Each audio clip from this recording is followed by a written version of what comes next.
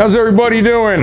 Today we are at number 9 on our countdown of saltwater beginner fish. Eli and I decided to go with the One-Spot Foxface for number 9. It could be higher up on the list, but these guys are a little bit skittish and they are venomous. They pack a pretty potent sting, so you got to be careful when working in the tank with them. Large advantage to the One-Spot Foxface is they are fairly easy to care for. They're awesome algae eaters, and they're one of the few critters that will actually eat bubble algae out of your tank. Here's Eli with some more details for you. Thanks for the intro, Ernie. And as he just described, number 9 on our list is the One-Spot Foxface. So the foxface is a species of rabbitfish, which, as he just mentioned, means it is a venomous fish. So that is one of the most important things to keep in mind about this fish is it is venomous. Any of these spines on its body, if it does happen to poke you, would lead to a very uncomfortable stinging sensation. I personally have been stung by a rabbitfish. I know Ernie has as well.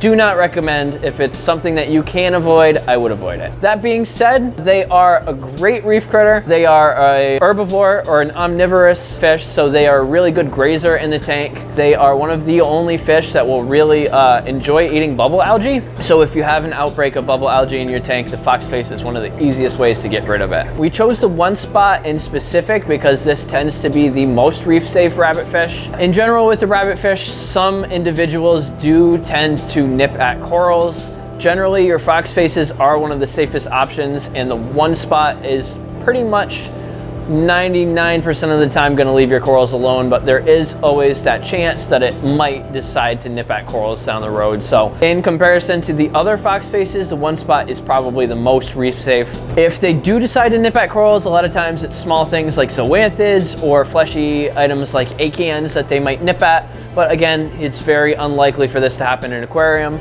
and especially if you keep him nice and happy, nice and well fed. So the One-Spot also happens to be probably the smallest species of foxface you can run across. They generally top out at maybe 8 or 9 inches. So usually a 75, 90 gallon aquarium is sufficient for this fish.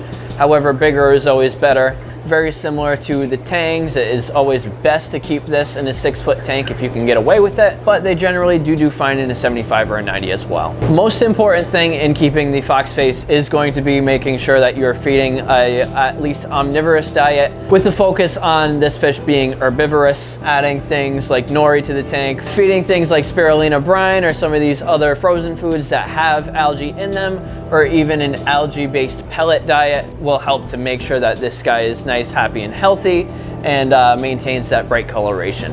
One important thing to keep in mind with the foxface and just rabbitfish in general is their stress pattern when it comes to their coloration. So these guys tend to be a little bit finicky and sometimes get stressed out pretty easily. It is not uncommon for these guys to kind of pick a strange stance and kind of hide in the rockwork, and when they do so, oftentimes their coloration changes very drastically. So you might go from this beautiful yellow fish with a black spot to a fish that looks almost entirely brown with white spots on it. And this is a normal response to them just feeling stressed or trying to camouflage themselves in the tank. And it is something that might happen pretty frequently until the fish kind of gets more comfortable in your aquarium. So if you do see this behavior, it is not entirely out of the realm for these guys to do so. It is just this fish trying to blend into the tank, and generally they get over it pretty quickly. It does not generally mean that there's anything wrong with the fish. It's just kind of a comfort thing for them to camouflage themselves in the tank. So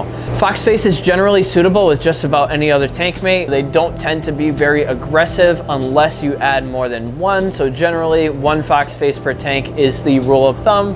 However, they should get along with any of your tangs, any of your other large fish, such as angels and other grazers. They generally tend to leave the other fish alone, so they tend to be a model citizen in these reef tanks. So there are a couple other species of foxface that you might run across in aquariums, bicolor being probably the most common, and there's also a yellow foxface and one that's called a magnificent foxface. These all differ in appearance, basically their coloration patterns.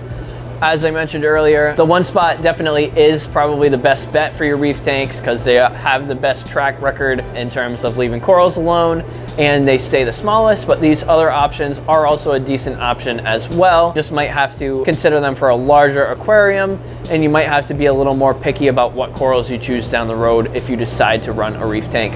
However, they're all really good model citizens in most aquariums, tend to leave other stuff alone, and are a really good algae grazer regardless of which species that you pick.